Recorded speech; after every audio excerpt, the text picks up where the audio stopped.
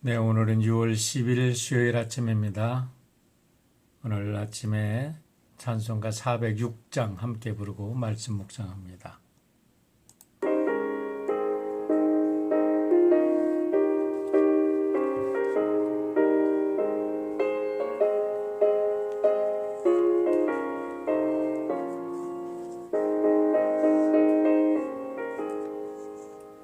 고난 내 영혼 주니 싣고 풍랑이로도 안전한 포구 폭풍까지도 다스리시는 주의 영원한 팔 의지에 주의 영원하신 팔 함께하사 항상 나를 붙드시니 어느 곳에 가든지 요동하지 않으니 주의 팔을 의지함이라. 세상 친구들 나를 버려도 예수를 함께 동행함으로 주의 은혜가 충만하리니 주의 영원한 팔 의지에 주의 영원하신 팔 함께하사 항상 나를 붙드시니 어느 곳에 가든지 요동하지 않으는 주의 팔을 의지함이라.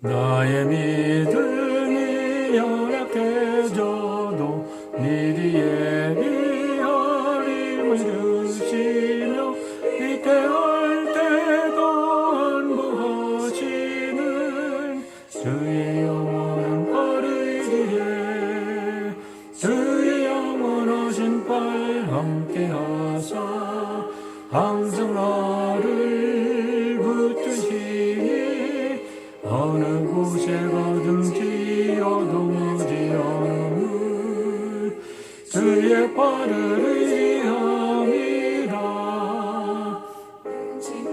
딴 것 주께 없으니 나의 일생을 주께 맡기며 나의 모든 짐 대신 지시는 주의 영원한 팔 의지에 주의 영원하신 팔 함께하사 항상 나를 붙드시니 어느 곳에 가든지 요동하지 않으니 주의 팔이 의지함이라.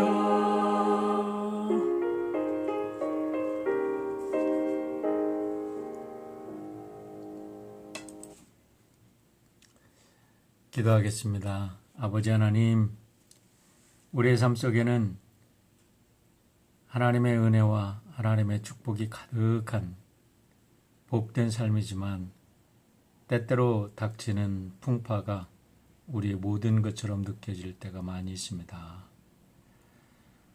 지나간 날 되돌아보면 슬픈 날보다는 행복한 날이 많았고 굳은 날보다는 맑은 날이 많았음을 고백합니다.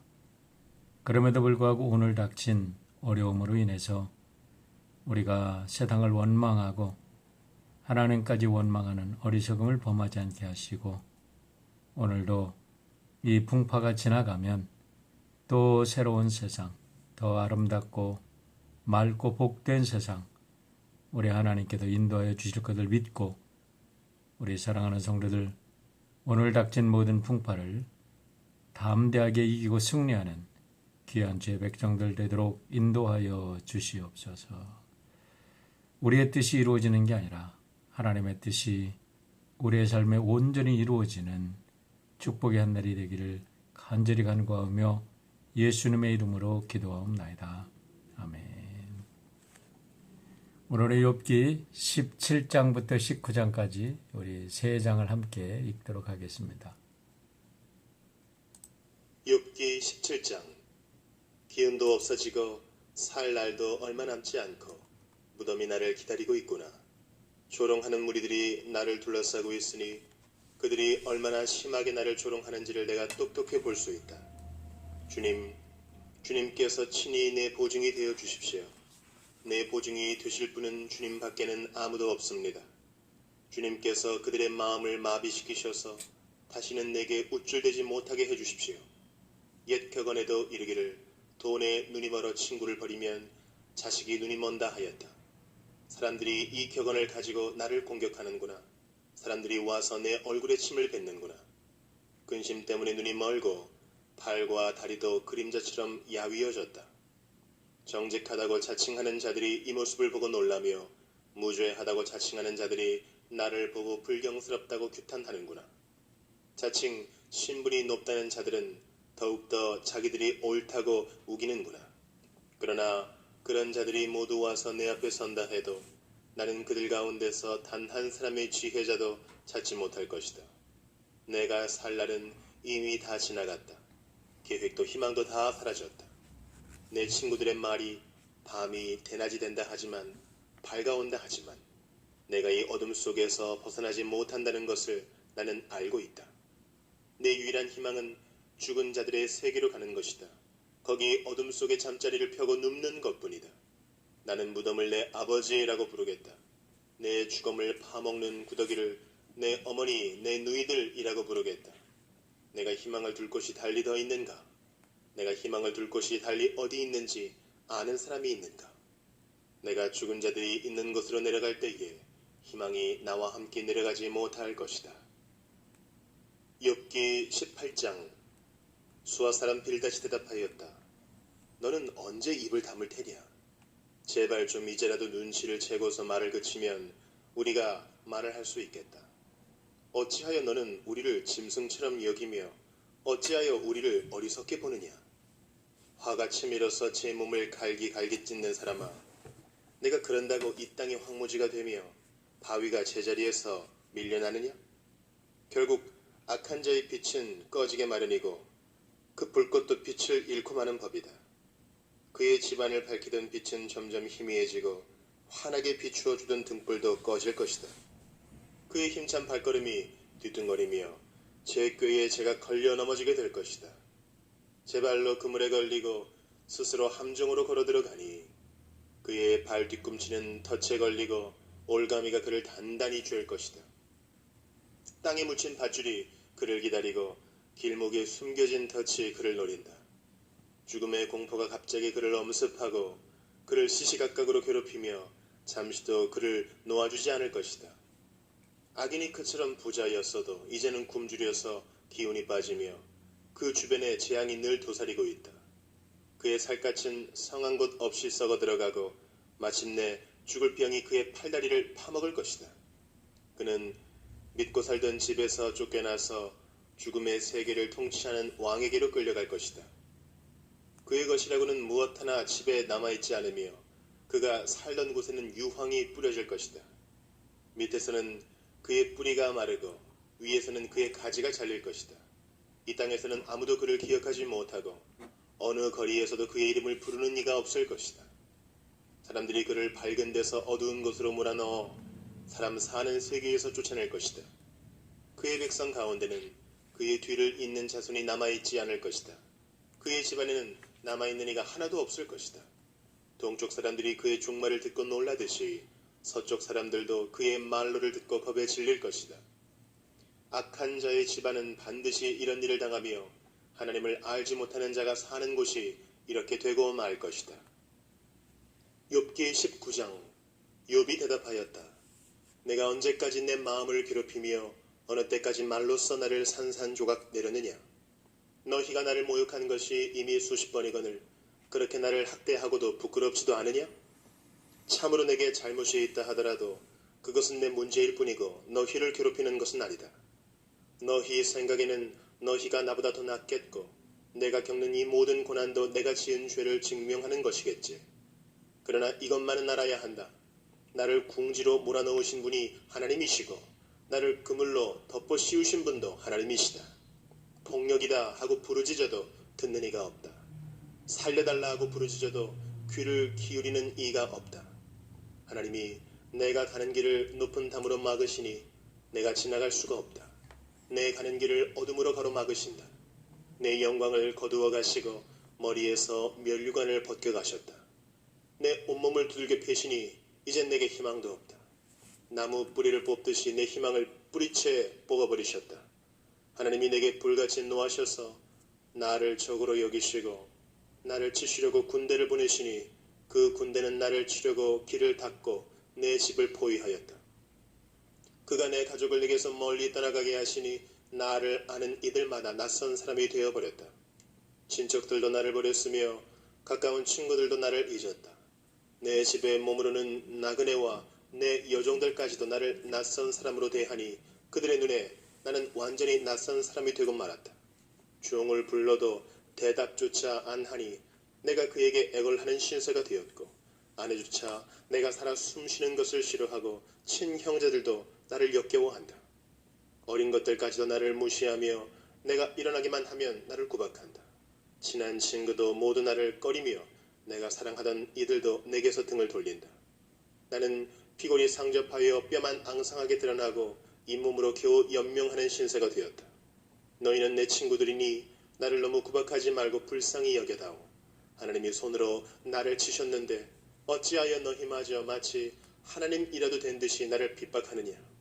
내 몸이 이 꼴인데도 아직도 성에 차지 않느냐.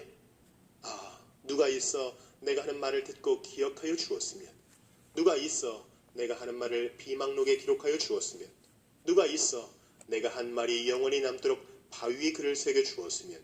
그러나 나는 확신한다. 내 구원자가 살아계신다.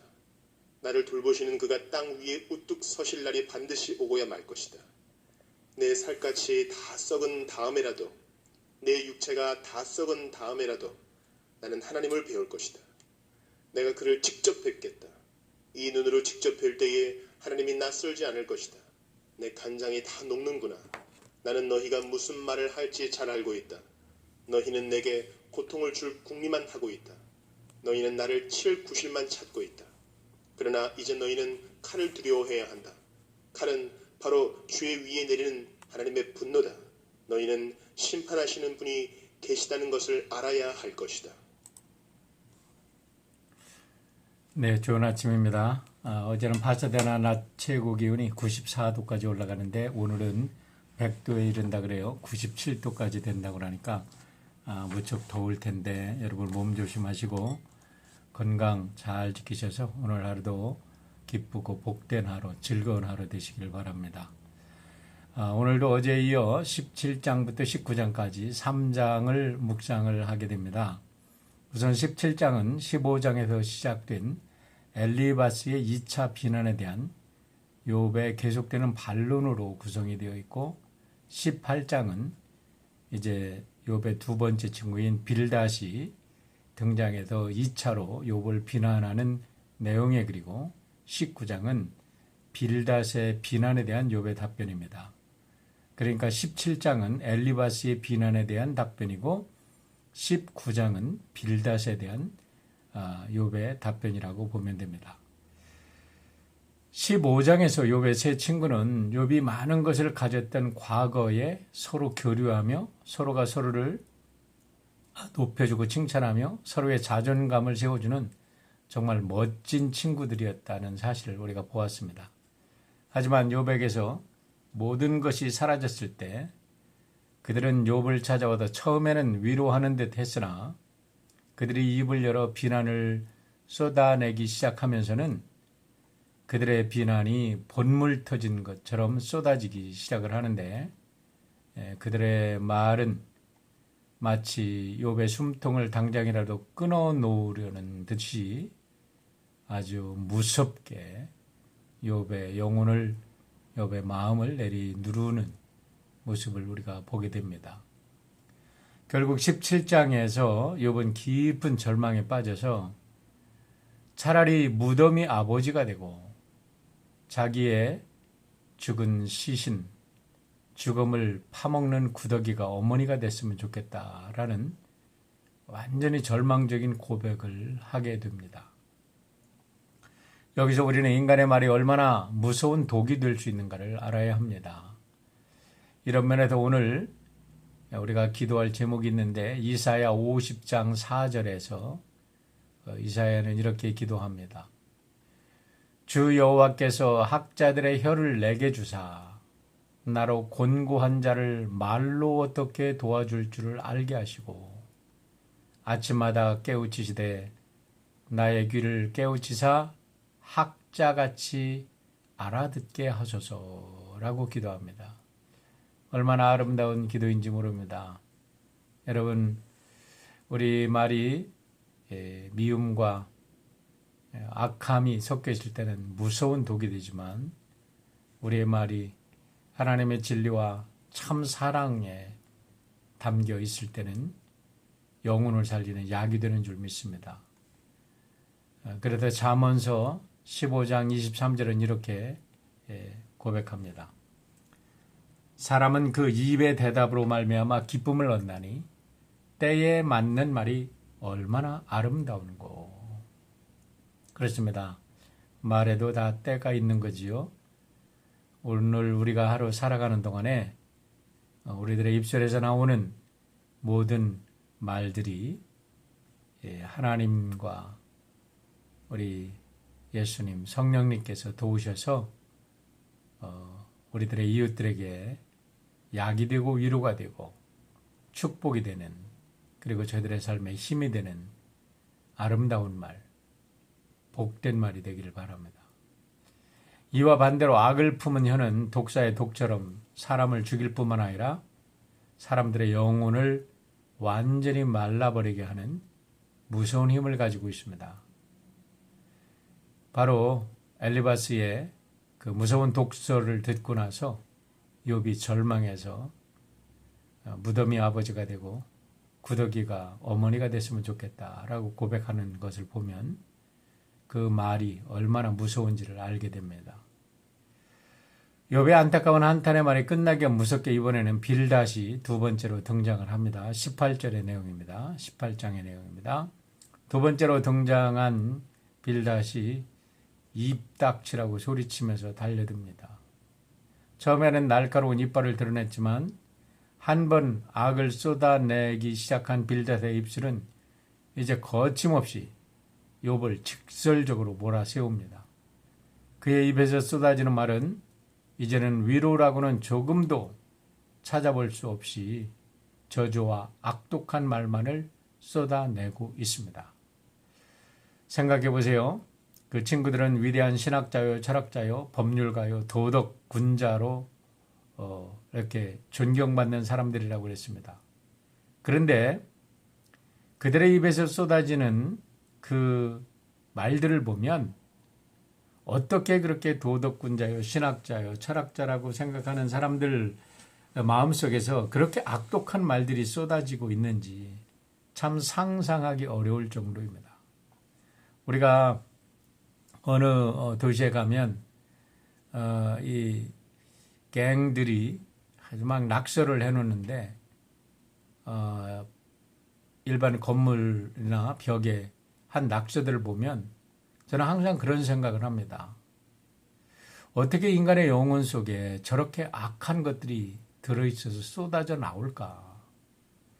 그 영혼들이 얼마나 상처를 받았기에 저런 악들을 저 그림으로 저렇게 표현을 했을까라는 안타까운 생각을 하게 됩니다.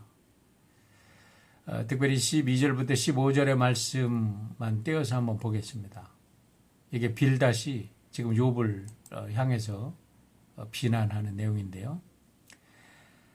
악인이 그처럼 부자였어도 뭐 욥을 그대로 나타내는 거죠. 이제는 굶주려서 기운이 빠지며 그 주변에 재앙이 늘 도사리고 있다. 그의 살갗은 성한 곳이 없이 썩어 들어가고 마침내 죽을 병이 그의 팔다리를 파먹을 것이다. 참 얼마나 악독한 말입니까? 그는 믿고 살던 집에도 쫓겨나서 죽음의 세계를 통치하는 왕에게로 끌려갈 것이다. 염라대왕 앞으로 끌려간다는 소리죠. 그의 것이라고는 무엇 하나 집에 남아있지 않으며 그가 살던 곳에는 유황이 뿌려질 것이다. 와, 이 말을 보면 욥의 상황을 그대로 표현하고 있는데 결국 욥을 향하여 유황불이 펄펄 끓고 있는 지옥불에 떨어지라고 저주를 퍼붓고 있는 것입니다. 이것이 소위 무엇을 안다는 사람들이 다른 사람들을 얕잡아 보면서 자기보다 못하다고 하는 사람들이 자기에게 무슨 이야기를 하면 그것 때문에 자존심이 상했다고 해서 그들을 무시하면서 쏟아내는 말들임을 볼 때에 여러분, 인간의 교만이 얼마나 무서운지를 우리에게 보여줍니다. 때문에 우리가 언제 어떤 상황에 있다 할지라도 절대로 교만한 영에 우리의 마음을 빼앗겨서는 안 될 것입니다.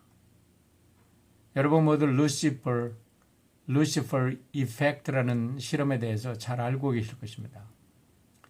1971년, 그러니까 지금부터 50년 전에 실험인데요. 스탠포드 심리학 교수였던 필립 진바르도가 그때 당시 38살이었다 그래요.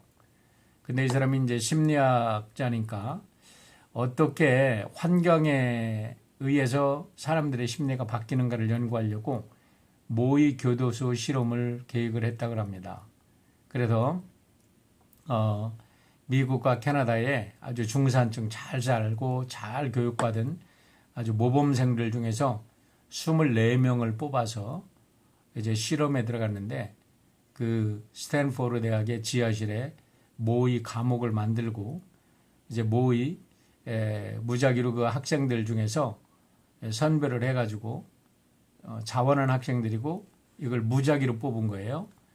그래서 9명을 교도관으로 9명을 수감자로 이렇게 18명을 이렇게 실험에 들어가게 하고 나머지 6명은 대기조로 실험실이 좁아서 그랬다 그래요. 대기조로 있어서 무슨 특수한 상황이 있을 때 그들이 대신 그를 대체하도록 했는데요.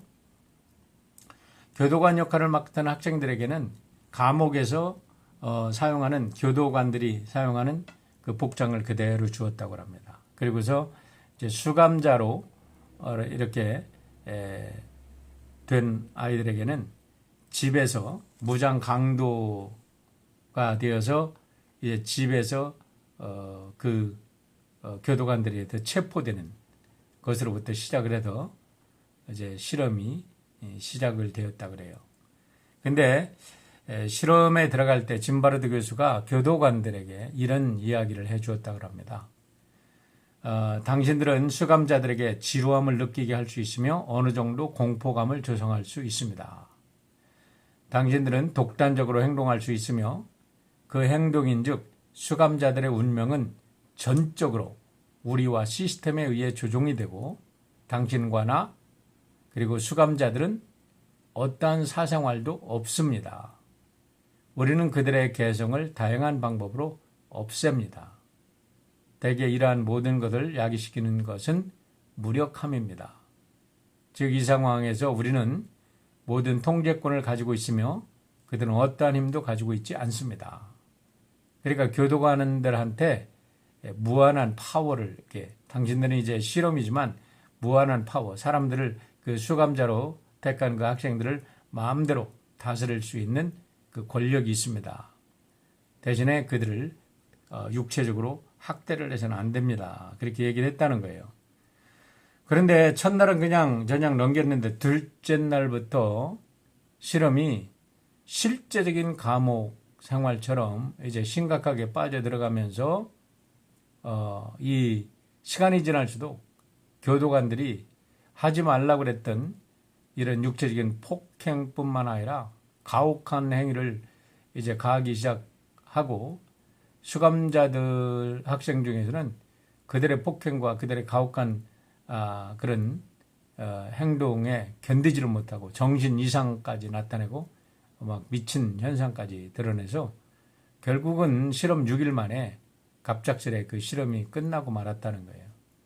그래서 이 그 루시퍼 이펙트라는 책을 읽어보면 그때 당시에 그 실험이 어떻게 시작되었고 하루하루 어떤 일들이 일어났었고 그래서 그것이 어떻게 평가되고 인간의 마음속에 어떤 악이 있는가라는 것을 이야기하고 있는데 이 실험을 통해서 확인된 것은 인간들의 모든 마음속에는 선과 악이 공존한다는 거예요. 그러니까 선하다는 사람들이 뭐 완벽히 선한 게 아니라 환경에 따라서 선이 갑자기 악으로도 돌변할 수도 있고 악한 사람들도 환경에 따라서 선한 모습을 보일 수도 있다는 거지요. 중요한 것은 오늘 성경에서 만나는 욥의 세 친구들을 보세요. 처음에는 욥의 아픔을 보고 너무 가슴 아파서 일주일 동안이나 욥과 말없이 땅바닥에 앉아서 욥의 아픔을 이렇게 동정하고 공감을 했던 사람들입니다. 그러다가 어느 시점에서 이제 생각을 했겠죠. 그러면서 일주일이 지나고 나서 엘리바스가 등장하면서 이제 욥을 비난하기 시작하는데 인과응보 사상이라는 것, 신학적인 사상이라는 것, 자기의 신학을 가지고 이거는 이해가 안 돼. 이거는 이럴 수가 없어. 이거는 악이 욥이 분명히 죄를 졌을 거야. 이라면서 이제 그들이 욥을 비난하기 시작하는데 점점 시간이 지나면 지날수록 지금 이제 두 번째 사이클인데요. 이들의 비난하는 내용을 첫 번째와 비교하면 훨씬 더 악독과 저주만 쏟아붓는 것을 보게 됩니다. 특별히 오늘 18장에 나타난 빌닷의 저주는 너무나 정말 어떻게 사람의 입에서 저렇게 악한 말들이 고통받는 친구에게 저런 악한 말을 쏟아낼 수 있을까 할 정도로 정말 무서운 말들이 쏟아진 것을 보게 됩니다. 그런데요, 문제는 이것이 욥의 친구들만의 문제가 아니라 바로 오늘 말씀을 읽고 있는 여러분과 제가 상황에 따라서 이렇게 악한 사람들이 될 수 있다는 것을 성경이 우리에게 말해주고 있다는 것을 알아야 합니다. 이것을 모르고 욥기를 읽는다면 우리는 욥기를 제대로 읽지 못하고 있는 거지요. 때문에 우리는 예수님의 말씀처럼 철저하게 날마다 우리의 십자가를 지고 우리 주님의 겸손한 그 발걸음을 따라가야 할 것입니다. 그렇지 않으면은 우리도 우리가 어려워지고 또 누군가 우리에게 도전했다. 우리가 생각하기에 약한 사람이라고 생각하는 사람이 우리에게 우리가 무시했던 내가 무시했다 평소에 무시했던 어떤 사람이 나에게 말대꾸했다 해가지고 우리는 엘리바스나 빌닷이나 소발보다도 더 무서운 악을 그들에게 쏟아 부을 수도 있는 그런 존재임을 우리 스스로 인정하고 늘 하나님 앞에서 바로 서야 될 것입니다. 근데 놀라운 것은 이와 같은 친구들의 비난이 강하면 강해질수록 욥의 신앙이 정금처럼 다듬어지고 있다는 거예요. 19장에 보면 욥이 이제 빌닷의 이 쏟아붓는 악한 말들을 듣고 나서 고백합니다. 나의 모든 것이 내게도 떠났다. 그러면서 친구들도 떠나고 사랑하는 아내와 가족들도 이제 자기 보기를 꺼려하고 심지어 종이나 어린 아이들조차도 자기를 무시하면서 자기가 일어나면 욕을 하고 돌을 던진다고 그렇게 이제 고백을 합니다. 그런데 마지막으로 이런 고통이 더해지면 더해질수록 놀라운 것은 욥의 부활 신앙에 대해서는 더 확실한 부활 신앙에 욥이 의지하고 있다는 겁니다. 정말 할렐루야죠. 19장 25절로 27절의 말씀을 보시길 바랍니다. 이거를 14장 14절로 17절을 제가 부활의 신앙이라고 표현했었는데 14장에 표현되었던 부활 신앙보다 이제는 훨씬 더 확실한 부활 신앙이 표현이 되고 있는 거예요. 19장 25절입니다. 그러나 나는 확신한다. 내 구원자가 살아계신다. 나를 돌보시는 그가 땅 위에 우뚝 서실 날이 반드시 오고야 말 것이다. 내 살갗이 다 썩은 다음에라도 내 육체가 다 썩은 다음에라도 나는 하나님을 배울 것이다. 와, 여러분 이것이 부활신앙이 아니고 뭐겠어요? 내 생명이 끝나고 내 살을 구더기가 다 파먹었다 할지라도 나는 분명히 하나님을 뵙겠다라고 말하는 거 아닙니까? 27절 보세요. 내가 그를 직접 뵙겠다. 이 눈으로 직접 뵐 때에 하나님이 낯설지 않을 것이다. 할렐루야. 우리 모두 이런 부활의 신앙에 굳게 서는 우리 신앙인들이 됐으면 좋겠습니다. 오늘 이 욥의 고백을 보면서 제 마음속에 하나의 영상이 떠올랐는데요. 어린 시절에 어머니와 함께 참기름을 짜던 풍경이 떠올랐습니다. 이제 깨 농사를 져가지고 가을에 어머니와 함께 참깨를 가지고 동네 기름 짜는 집에 갔는데 그 기름 짜는 집에 갔더니 그 깨를 큰 가마솥에 넣고 잘 볶습니다. 볶은 다음에 그 볶은 깨를 이게 아주 바싹 마른 깨잖아요. 볶았으니까. 그랬는데 놀랍게도 그 깨를 자루에다 집어넣고 이제 그 기름 틀이 있는데 그 기름 틀 위에 쇠덩이가 툭 깨 있고 거기에 이제 나선형으로 이렇게 돼가지고 그 이렇게 이걸 쭉 이렇게 돌리면 그 쇠덩이가 이렇게 내려와서 그 자루를 누르기 시작하는 거예요. 그러면 쭉 이제 거기서 그 쇠가 누르면 누를수록 거기에서 기름이 나오기 시작합니다. 그러다 한참을 누르고 있을 때 기름이 쫙 빠져도 마지막에 기름이 나오고 이제 기름이 다 나오면 그 깻묵대로 또 집에 가지고 와서 거름도 쓰고 또 그것을 옛날에는 먹을 게 없으니까 그 깻묵도 먹던 그런 생각을 그런 기억이 납니다. 오늘 성경 말씀에도 보면 욥의 친구들에 의해서 사방 각종 모든 욥 주위에 있는 모든 사람들이 다 떠나가고 욥의 영혼이 이렇게 정말 기름틀에 짜는 것처럼 완전히 쥐어 짜게 되는데요. 놀랍게도 욥은 그 아픔이 가해지면 가해질수록 하나님 앞에 홀로 서는 그런 부활의 신앙을 더 뚜렷하게 보고 있다는 거예요. 어떤 사람들이 얼마든지 공격을 하든 욥의 신앙이 더 아름다워지고 정말 정금처럼 되어져가는 모습을 보면서 오늘 우리 모두 이런 아름다운 신앙으로 이 험난한 세상 다 이길 수 있는 우리 모두가 되기를 주님의 이름으로 축원해 드립니다. 기도하겠습니다.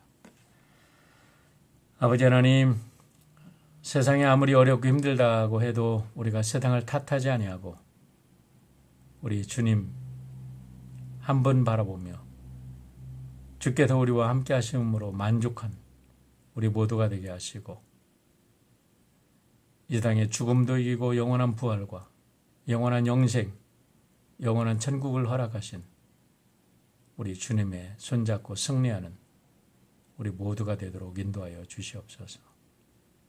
오늘도 질병으로 고통당하는 우리 사랑하는 형제자매들, 저들의 영혼을 굳게 붙들어 주셔서 주님 믿음으로 승리하게 하시고 모든 죽음의 세력까지도 이기고 하나님의 영원한 생명에 보자기를 쌓아주시고 생명으로 죽음을 삼켜버리는 믿음의 위대한 승리자들이 될 수 있도록 인도하여 주시옵소서. 오늘 날이 덥습니다. 우리 사랑하는 성도들 어디 있든지 건강 지켜주시고 한 번도 건강 잃고 어려움 당하지 않도록 주여 당신의 날개 아래 품어 주시옵소서. 또 비즈니스를 오픈한 우리 성도들 모든 비즈니스 저들이 땀 흘린 대로 아름다운 열매를 거두도록 축복하여 주시옵기를 예수님의 이름으로 기도하옵나이다. 아멘. 오늘 하루도 복된 하루 되기를 바랍니다.